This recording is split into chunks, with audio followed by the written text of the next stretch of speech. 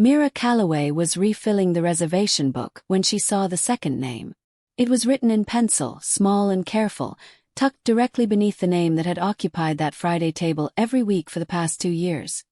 D. Cross, Party of 1, 8 p.m. Underneath it, in handwriting that belonged to no one on her staff, someone had added, N. Cross. She set down her pen. Nikolai Cross had been missing for 7 years. Mira knew the name the way she knew every ingredient on her line. By instinct, without having to think. She had kept the old missing persons flyer in the bottom drawer of her office desk since the week she opened this restaurant, back when a kind, quiet man named Nikolai had loaned her the last $4,000 she needed for her walk-in cooler and told her to pay him back only if the place survived. Had survived. He had not been the one to collect. Everyone in this city knew what had happened to him, or thought they did. Missing, presumed dead. A boating accident on Cross family property that had never produced a body worth burying. His younger brother, Damian, had closed the case himself rather than let it stay open and bleeding for the press to pick at. And now his name was sitting in her reservation book, 6 days before the man who mourned him was due to walk through her front door. Mira flipped back through the last 3 weeks of pages. Nothing. She checked with her 2 servers, both of whom swore they hadn't touched that entry. And she believed them because neither of them wrote their ends with that particular closed loop, the kind you learned in a specific decade, from a specific kind of schoolteacher. She thought of the flyer in her desk.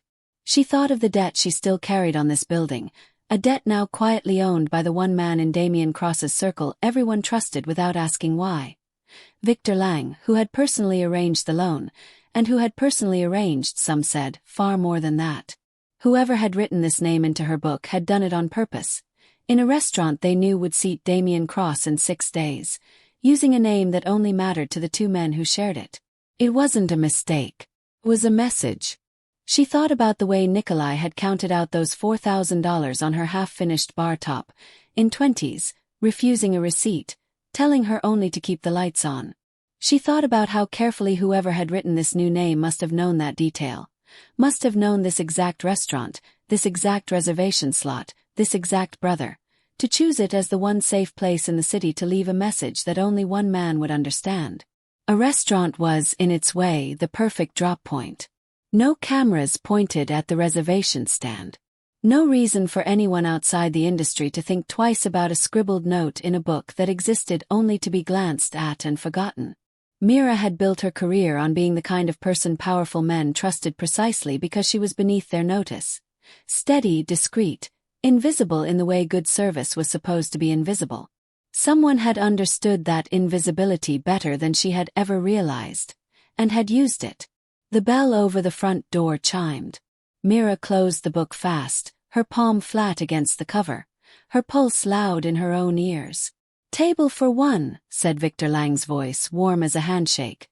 "For Friday." The usual arrangement. Mira looked down at her hand, still pressed over a name that didn't belong to her, in a book that was about to become far more dangerous to keep than to burn. She smiled the smile she used for every guest who held her future in his hand and said, "Of course. I'll pencil it in myself." Victor thanked her the way he always did, with a warmth that had never once struck her as false until this exact moment, standing over a book that now felt less like a ledger of tables and more like evidence of something she hadn't agreed to be part of. He left without asking to see the page. That, more than anything, was what stayed with her after the door swung shut behind him. A man who reviewed her books line by line every quarter, who had once made her recount an entire month's receipts over a $40 discrepancy, had stood directly across from an open reservation book and not glanced down once. Either he already knew exactly what was written there, or he had trained himself a long time ago, never to look too closely at anything he didn't want to be asked about later. Mira didn't know yet which possibility frightened her more. She only knew that 6 days from now, a man who believed his brother was dead was going to sit down at a table set, for reasons she didn't yet understand, for 2. The hearth sat on a corner that had been failing restaurants for a decade before Mira took it. Narrow kitchen, temperamental plumbing, a dining room just large enough for 14 tables if you didn't mind guests hearing each other's conversations. She had built it herself in the sense that mattered. She had cooked every station on that line before she ever hired someone else to stand at it, and she still walked the room every service, refilling water glasses and reading faces, because a restaurant's real ledger wasn't kept in a spreadsheet. It was kept in who came back. Damian Cross came back every Friday, alone, always at 8. Always the same table by the window that let him see the door without being seen from the street. He tipped generously and spoke rarely, and in 2 years Mira had learned more about him from what he didn't order, anything involving shellfish, which he was quietly, defensively allergic to and hated admitting, than from anything he'd said outright. She knew what he was. Everyone in this part of the city knew what the Cross name meant, in the way you knew which streets flooded in a storm, not spoken of directly, just planned around. But the man who sat at her window table asked about her knives, remembered her sous chef's daughter's name, and had once quietly paid for a stranger's dinner 2 tables over without letting the stranger know who'd done it. Mira had stopped trying to reconcile the reputation with the man. She simply served him the way she served everyone, and kept her restaurant open 1 Friday at a time. That was the part that frightened her more than his name did. How much the hearth had come to depend on that one dependable Friday. 2 years ago, a burst pipe had gutted her kitchen 3 weeks before her insurance renewal, and the only loan she could get fast enough came through a holding company that turned out to be, several signatures deep, Victor Lang's. Victor made himself impossible to resent on the surface. He remembered her staff by name, sent a card when her sous chef's father passed, and never once raised his voice about a late payment. He simply mentioned, gently, how disappointing it would be for a restaurant with such promise to lose its lease over a technicality. He called himself a family friend of the Crosses, and by every visible measure, he was. He had been at Damian's side since before either of them were old enough to shave, had helped build the legitimate businesses that let the Cross name sit more comfortably at charity galas than in courtrooms, and had stood 7 years ago, beside Damian at a private memorial for a brother whose body was never actually found. Mira had never questioned any of it. Why would she? Victor was, by every account she'd ever heard, the one man in that world who could be trusted completely. Which was, she would later understand, precisely the kind of reputation a person built when they intended to be trusted with something specific. Her staff liked Victor too, which made the discomfort harder to name. He remembered her line cook's wedding anniversary. He'd once quietly covered the deposit for her pastry chef's apartment when a landlord tried to double it overnight, a kindness Mira had learned about only by accident months later. It was easy, running a restaurant on a knife's edge of solvency, to let a man's generosity stand in for his character, and Mira had let it, the same way half the city had let it for years. What she hadn't let herself examine, until that pencil name appeared in her book, was how neatly every kindness Victor offered came wrapped around a debt. The deposit for her pastry chef had been a loan, quietly repaid at interest through extra hours no one questioned. The holding company's flexibility on her own loan had never once been offered without a small, reasonable request attached. An extra table held for a guest of his, a private room cleared on short notice, a receipt adjusted here or there for reasons he never fully explained. None of it, on its own, had ever felt like coercion. All of it, together, had quietly made Mira's restaurant a place that owed Victor Lang favors it could never quite finish repaying. She thought about all of this on Tuesday morning, staring at the pencil name still sitting in her book, and she did the thing she always did when a problem in her kitchen didn't have an obvious source. She went back to first ingredients. She pulled the missing persons flyer from her desk drawer. Nikolai Cross, 31 at the time, last seen leaving a marina at night. She pulled her old reservation books 3 years back and found 3 entries in on a night she barely remembered, the same closed-loop N in the margin of a completely unrelated table, a note that just said N. Thank you, we'll talk soon. Written, she now realized with a chill down both arms, in Nikolai Cross's own hand, 4 months before he disappeared.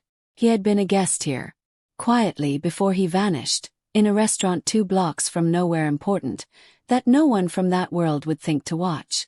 She sat with that discovery for a long time, the flyer and the old book open side by side on her desk under the single lamp she used after close.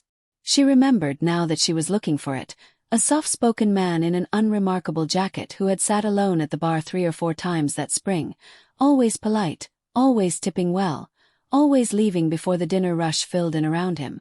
She hadn't known his last name then. She had known only that he asked good questions about her menu, complimented her braising technique with the specificity of someone who actually cooked himself, and once told her, almost offhand, that a good kitchen was the only place left in this city where nobody lied to you about what something actually was.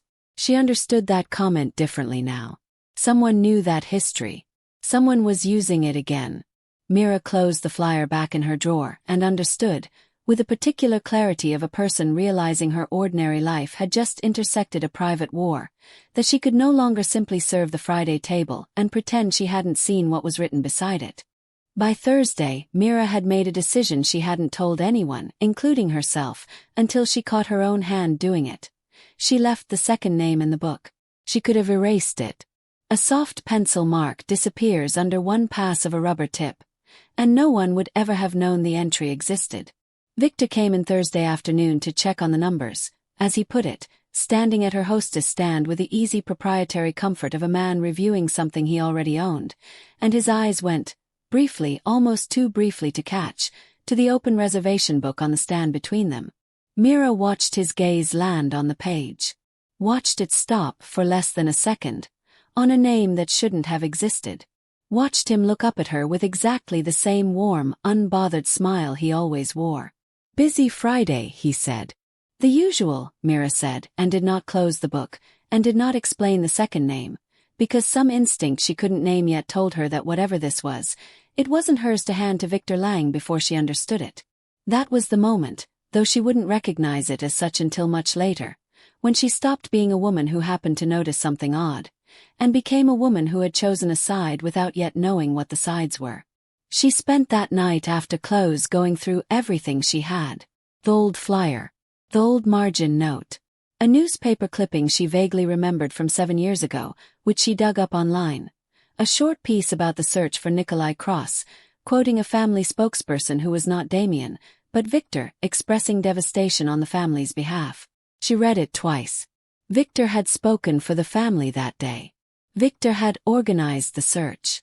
Victor had, according to one paragraph she read 3 times, been the one who identified a piece of recovered clothing as belonging to Nikolai, closing the search faster than anyone expected. None of it proved anything. But it was the kind of pattern Mira recognized from her own kitchen. The way a dish that tasted almost right sometimes meant one ingredient had been quietly swapped for something cheaper, close enough to pass unless you knew exactly what you were tasting for. Friday arrived the way Fridays always did. Service humming, the dining room half full by 7:30. Damian arrived at 8 exactly as he always did, and Mira seated him at his window table herself instead of sending a server, because she needed, suddenly and urgently, to watch his face when he sat down. He didn't see the reservation book. Of course he didn't. Guests never did. He unfolded his napkin, ordered his usual, and glanced up once briefly toward the second chair at his own table. A chair no one had requested, that Mira had, without entirely deciding to, told her staff to leave set that night instead of clearing for a single. "Expecting someone?" he asked her when she came to check on his wine. Mira held his gaze for 1 beat longer than professional distance allowed. "I wasn't sure," she said carefully. "Someone left a note in my book asking for a second seat under a name I didn't recognize as one of your usual guests." It wasn't quite a lie. It also wasn't the whole truth, and she watched closely for what his face would do with the half-truth she'd handed him. His face did nothing dramatic. But his hand, resting on the stem of his wineglass, went still in a way that told her the stillness cost him something. "What name?" he said. Not a question. A demand wearing the shape of one. Mira had rehearsed a version of this moment all afternoon, and every version had ended with her deciding not to answer directly.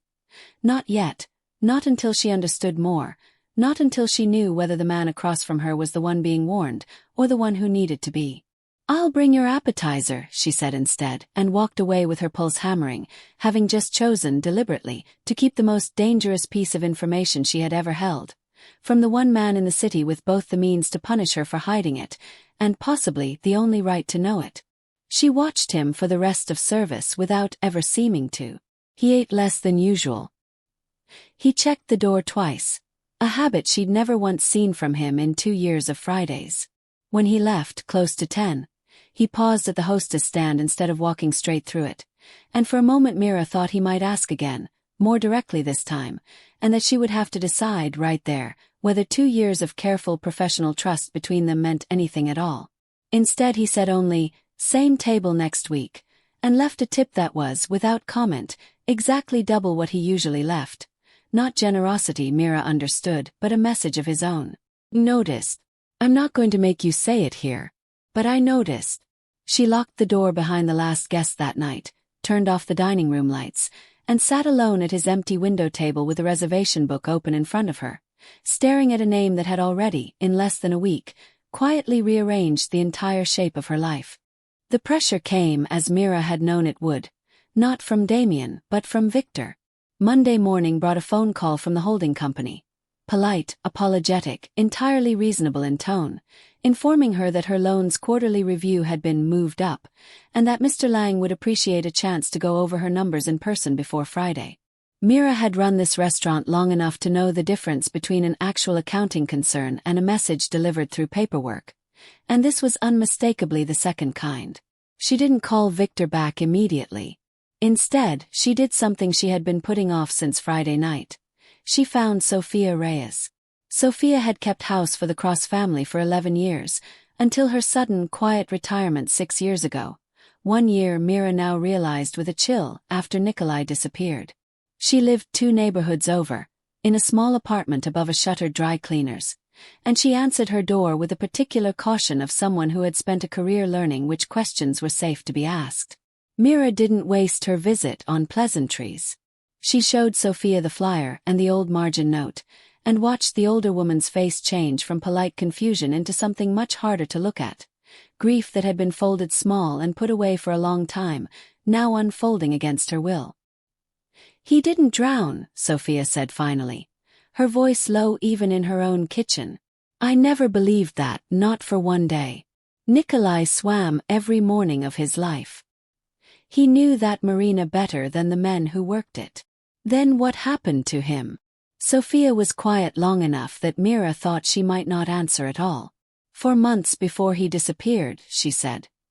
"He found something in the books. The legitimate side, the restaurants, the property company, the parts Damian actually let outsiders see. Money going somewhere it shouldn't. He came to me because he trusted me, and he said he was going to bring it to his brother directly. No lawyers, no accusations, just numbers and a conversation. He said Victor would understand, because Victor was the one who'd taught him to read a ledger in the first place. And 2 weeks later, he told me he wasn't sure anymore who he could trust with it. He seemed frightened, which I had never seen from him. Then he was gone, and Mr. Lang was the one who told the papers what had happened to him, and I was retired with a very generous pension 4 months after that, with a very clear understanding that my memory of those last few months wasn't something anyone needed to hear about again." Mira felt the shape of the story settling into place the way a sauce finally breaks correctly after 20 minutes of patience. Not all at once, but suddenly undeniable. "The body," Mira said.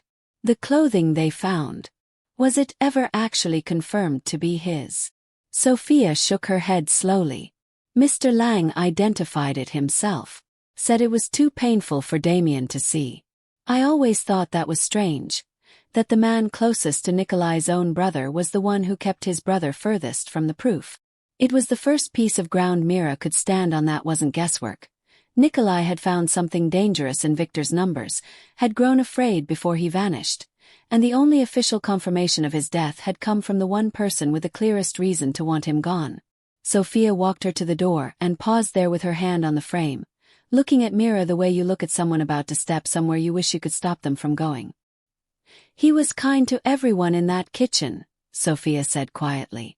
"Kinder than his brother knew how to be in those years, because Damian was still learning how to be the one in charge of everything. Nikolai used to sneak the staff dinner leftovers to a shelter 2 streets over without telling anyone, because he didn't want thanks for it. If he's still alive, and he trusted you enough to leave his name in your book instead of anyone else's, then he already believes you're the kind of person who won't let this disappear the way he did." The words sat heavy in Mira's chest the whole walk back toward her restaurant. She had spent 2 years thinking of Damian Cross as a man defined by his last name and everything it implied, and only now, hearing a stranger describe the brother he'd lost, did she understand how much of that reputation had been built to protect a family that was, underneath it, still just people. Grieving, imperfect, capable of trusting the wrong person for far too long. Mira thanked her, promised her privacy, and had barely reached the street outside when her phone rang. The holding company again. The same pleasant voice, this time mentioning, almost as an aside, that Ms. Reyes's pension fund review had also, coincidentally, been moved up this quarter. The message was no longer subtle. Someone had already noticed where Mira had gone that morning, and wanted her to understand exactly how many people's safety could be adjusted with a single phone call. Mira called the holding company back that afternoon and agreed, pleasantly, to the earlier review, because refusing would have told Victor more than complying did. She spent the rest of the week running her restaurant exactly as she always had. Service on time, plates going out clean, nothing in her face or her posture that suggested anything had changed, because she understood, with a clarity that surprised her, that the only leverage she had left was making sure no one could tell by looking at her how much she now knew. It was, she thought once, alone in her walk-in at the end of a long night, an odd kind of skill to discover in herself. The ability to keep a room feeling calm while everything underneath it was anything but. She had built a career on exactly that skill without ever once needing it for something this dangerous. Mira arranged to see Damian on a Tuesday, away from the restaurant, in a small park 2 blocks from his office, on the reasoning that whatever he was, complicit or grieving, dangerous or endangered, she needed to watch his reaction somewhere Victor Lang had no camera and no excuse to be standing nearby. She had prepared herself to be careful with him, the way you're careful handling something that might be a weapon or might be a wound. What she hadn't fully prepared for was how quickly her careful preparation fell apart. She told him about the margin note from 3 years back. About the flyer she'd kept. About Sofia. Not by name, not yet. Only that someone close to his family remembered his brother being frightened of something he'd found in the books, weeks before he vanished. Damian sat very still through all of it. In a way Mira had learned, over 2 years of Friday dinners, meant he was working hard to keep something from showing on his face.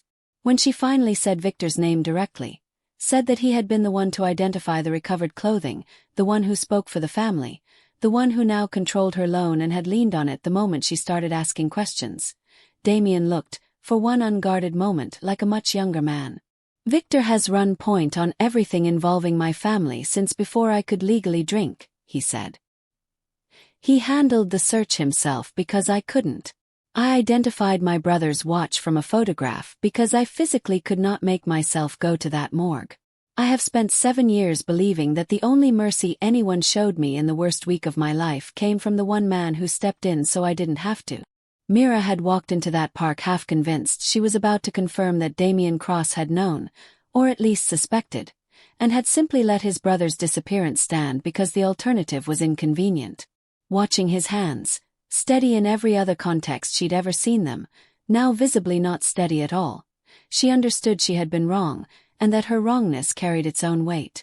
She had spent a week silently treating a grieving man as a suspect, because it was easier to imagine the powerful man as the villain than to imagine that he, too, might have been someone's victim. I need you to hear something else, she said, quieter now. The margin note. It wasn't just old. It matched. The same hand, the same closed loop on the letter N, the note that showed up in my book last week. Whoever wrote N Cross under your reservation this Friday wrote it the same way your brother used to sign his name to me years ago, when he was still alive enough to eat dinner 2 blocks from your office and not tell you he'd been there. Damian didn't speak for a long moment. When he did, his voice had lost every trace of the composed, unreadable man she served every Friday. You're telling me my brother might still be alive, and might have just tried to reach me through the one person in this city who has no reason to know either of us. I'm telling you, Mira said, that either your brother is trying to warn you about something, or someone wants you to think he is, badly enough to risk using his real handwriting to do it. And I think the only way to find out which is true is to let whoever wrote that name believe it worked. It was a plan with an obvious, enormous flaw, and both of them recognized it in the same silence. If Nikolai truly was alive and reaching toward his brother after 7 years hiding from Victor Lang, then drawing him back into the open, in a restaurant Victor already controlled by loan, might be the fastest way to get him killed for good this time. If we do this, Damian said slowly, and I am wrong about what Victor is capable of, if it goes wrong, it won't just be my brother at risk. It will be you and your restaurant and everyone who works your line. Mira thought of the flyer in her drawer, kept for 7 years by instinct she'd never examined too closely. She thought of a quiet man who'd once loaned a stranger $4,000 and asked for nothing but survival in return. He helped build this place, she said. I'm not going to be the reason no one ever gets to thank him for it. They sat together a while longer after that, the park emptying around them, streetlights coming on one by one. Damian asked her eventually, the question she realized he'd been circling since she first said Victor's name. Why did you come to me directly instead of going to the police, or simply disappearing the note the way anyone sensible would have? Mira thought about it honestly before answering, because he deserved an honest answer and not a comfortable one. Because the police wouldn't have known your brother's handwriting from anyone else's. And because disappearing it felt like the same choice Sofia was pressured into making 6 years ago. Pretend you didn't see what you saw, and let whoever benefits from the silence keep benefiting. I've spent 2 years watching you eat dinner alone at that window table. Whatever else is true about you, I don't think you're a man who wanted that silence for your own brother. I decided to trust that. Damian didn't answer right away. When he did, his voice had a rawness to it that surprised her more than anything else that evening. Nobody outside my family has trusted me with something that mattered in longer than I can remember. Usually people trust the name or they fear it. You did neither. I trusted the chef who helped me survive my first year in business, Mira said. It just happens that he's your brother. They built the plan the way Mira built a menu, one dependable element at a time, nothing added that couldn't earn its place. The central clue was already in her book. The second name, still sitting in pencil, proof that someone had reached into her restaurant deliberately. The witness was Sofia, who agreed, after Damian personally guaranteed in writing that her pension would never again be touched by anyone connected to his organization, to say plainly what she remembered about the months before Nikolai vanished. Independent verification arrived 9 days later, in a produce crate delivered to Mira's back door with her usual Thursday order, containing beneath the crated herbs a slim, water-stained ledger in handwriting Damian confirmed within seconds was his brother's. 7 years of careful, hidden notes tracking money moved out of the legitimate Cross businesses into accounts that led, every time, back to Victor Lang. Mira understood, holding that ledger, that Nikolai hadn't vanished out of fear alone. He'd spent 7 years in hiding, still building his case, still waiting for a way to bring it home that wouldn't get him killed the moment he surfaced. The reservation card had been a test, a way to find out whether his brother could still be reached without going through Victor first. The setup wasn't without cost. Victor, sensing something shifting he couldn't yet name, nearly caught them once, arriving unannounced at Mira's restaurant an hour before service to review the books in person, walking directly past the office where Sofia sat waiting to record her statement. Mira intercepted him at the hostess stand, calm on the outside, heart slamming, and spent 45 minutes walking him through invoices while Sofia sat silent and still 1 room away. It was the closest Mira had come, in 2 years of running this restaurant, to understanding what it might feel like to actually work for the world Damian came from. It changed something in how she and Damian spoke to each other after that. Not romance, not yet, not really, but something steadier. 2 people who had each risked something real for the same outcome, and had watched the other one hold their nerve. There was one boundary Mira insisted on before she would agree to anything further, and she raised it directly, over coffee in her own closed dining room, 3 days before the plan's final piece would fall into place. Whatever happens with Victor, she said, I need to know it ends in a room with proof, not in an alley with nothing but a decision you made alone. If this becomes something I can't be part of, something violent, something I'll be expected to forget I ever saw, then I'm done. I didn't keep that flyer for 7 years, so the ending could be something I'd have to hide from myself too. It was not a small thing to ask a man like Damian Cross, and she watched him understand exactly how large a thing it was. You have my word, he said. And I understand what it costs me to give it. Victor built half of what protects my family. Handling this the way you're asking means giving up the fastest, cleanest tool. I have to make sure he never gets to use what he knows against either of us again. I know, Mira said. That's why I'm asking you and not telling you. There was a long silence after that, comfortable in a way neither of them had expected. Damian looked at her across the small closed dining room. No staff, no guests, just two people and a cold pot of coffee between them, and said quietly, "You know that once this is over, whatever it costs either of us, I'm still going to be exactly who I am. The name doesn't go away because Victor does." "I know that too," Mira said. "I'm not asking you to be someone else. I'm asking you to be the version of yourself that doesn't need to be someone else to do the right thing here." Those aren't the same request. He held the boundary. It cost him, in the days that followed, at least 2 conversations with senior members of his own organization who expected a different kind of resolution and did not hide their disapproval of the one he'd chosen instead. A public reckoning at a dinner in front of witnesses, rather than a quiet disappearance that would have solved the problem in the old, familiar way. The final proof arrived the night before Victor's annual audit dinner. The one evening each year Victor personally reviewed the Cross family's legitimate holdings in front of the organization's senior circle, a performance of transparency he had staged, unknowingly, into the exact stage his own downfall would use. It came as a single folded page slipped under Mira's back door after close. Nikolai's signature, dated that same week, beneath 4 words that made Mira's hands shake as she read them. "I'll be there. Trust her." Mira read the note 3 times before she let herself believe it was real. 4 words, and yet they carried the weight of everything that had happened since that pencil name first appeared in her book. A man she had never met, choosing to place his own safety in the hands of a stranger who happened to run a restaurant he'd once quietly helped save. She didn't sleep much that night. She spent it instead going over every detail of the following evening's service in her head. The seating, the timing of each course, the exact moment the plates would need to clear so nothing would be in the way when it mattered most. It was, she realized somewhere near dawn, exactly the same kind of preparation she gave any large, difficult party. The stakes were different. The discipline required to get it right was not. The audit dinner filled Mira's private dining room with 12 of the Cross organization's most senior people.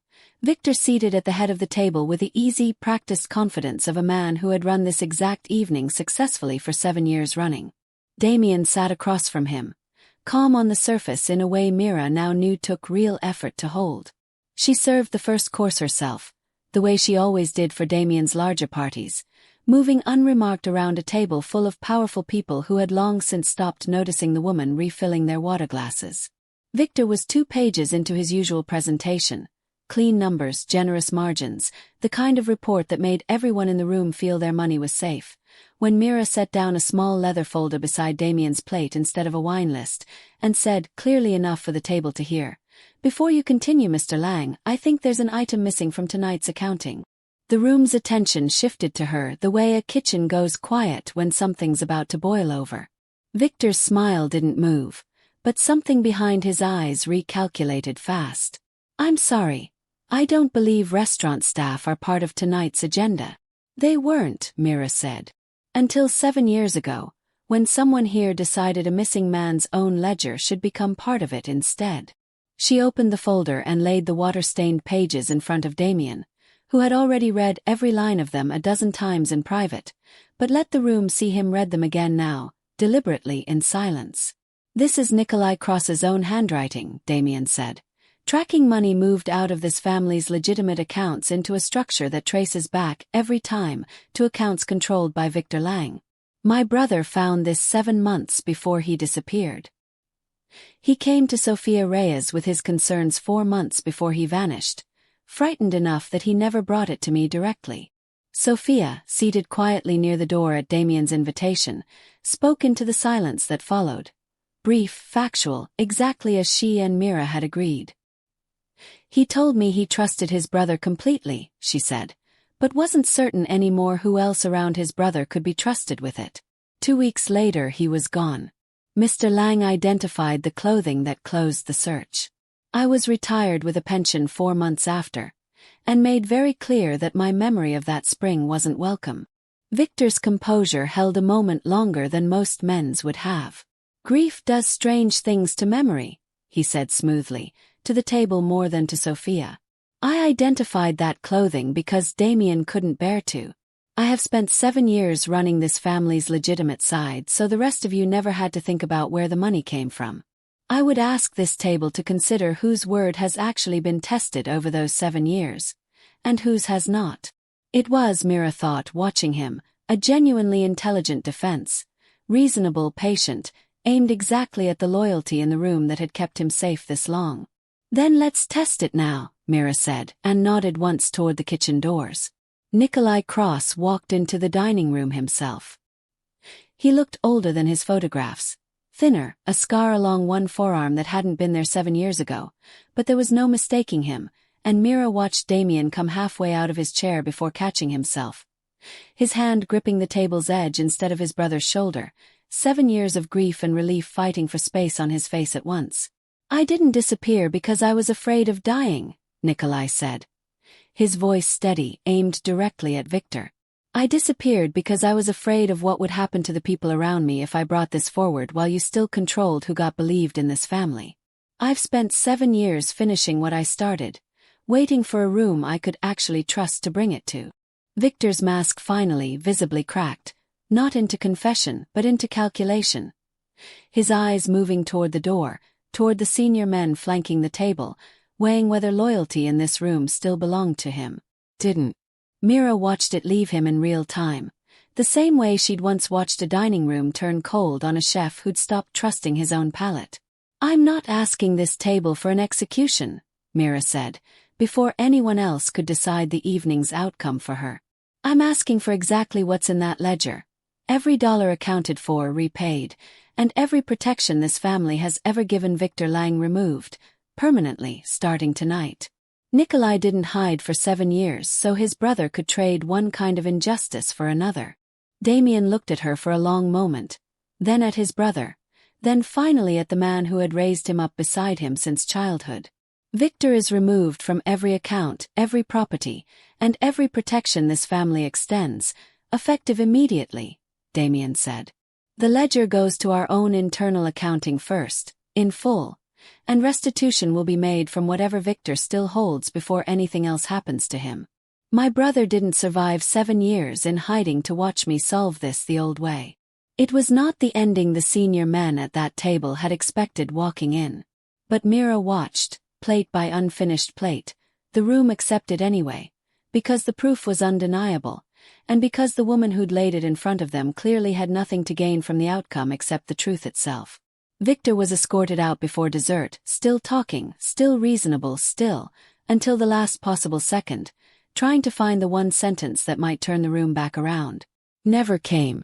2 of the senior men who had sat closest to him at that table for years didn't so much as look up from their plates as he passed. Nikolai stayed. He sat finally in the chair that had been left empty for him at his brother's table 2 weeks earlier, and Mira watched the 2 of them share a meal together for the first time in 7 years. Not saying much, not needing to yet, just present in the same room at the same table, which was, for one evening, enough. She refilled their water glasses herself, the way she always did, and neither brother tried to stop her, because some things she understood didn't need to change just because everything else finally had. 6 months later, the Hearth's dining room still filled every Friday at 8, though the reservation now read, in Myra's own steady hand, 2 names instead of 1. The restitution from Victor's frozen accounts had cleared Myra's loan entirely, on terms Damian insisted be handled through an ordinary bank, at an ordinary rate, with no favors attached. His way, Mira understood without either of them saying it aloud, of proving the difference between the kind of help that came with strings and the kind that didn't. Victor Lang faced the family's own internal accounting first, exactly as promised, and then the far more ordinary, far less forgiving accounting of the law, once the ledger's paper trail reached investigators who had been quietly waiting 7 years for someone credible enough to hand it to them. Sofia's pension was restored in full, with an apology that came, pointedly, from Damian himself rather than a lawyer. Nikolai came back to Myra's kitchen the following spring, not as a guest this time, but at the pass in an apron, teaching her sous chef the sauce technique he'd apparently perfected during 7 quiet years of hiding in a string of small-town restaurants that never asked their line cooks too many questions. He and Damian still had hard conversations, the kind that didn't resolve in a single dinner. 7 years of grief and secrecy didn't unknot themselves over one shared meal, but they had them now at the same table, on purpose, every week. Mira and Damian never rushed anything into a name neither of them was ready to use out loud. He still came Friday at 8. She still walked the room, checking on tables, refilling water glasses. But now, some nights, he stayed after close and helped her count the drawer, and told her slowly the parts of his brother's disappearance he hadn't been able to say to anyone until there was finally someone who'd already proven she could be trusted with the truth before she ever asked to be. There was a moment on one of those late nights when Mira pulled the old missing persons flyer out of her desk drawer one last time. Not to keep this time, but to finally throw away, and Damian stopped her hand gently before she could. "Keep it," he said. "Not because you need it anymore. Because it's the reason any of us are standing in this kitchen at all." She kept it. On a quiet Wednesday that spring, Mira found herself standing in her own kitchen watching two brothers argue, good-naturedly, over how much time belonged in a stock. A small, ordinary disagreement that would have meant nothing to anyone who didn't know what it had cost to get them both back into the same room.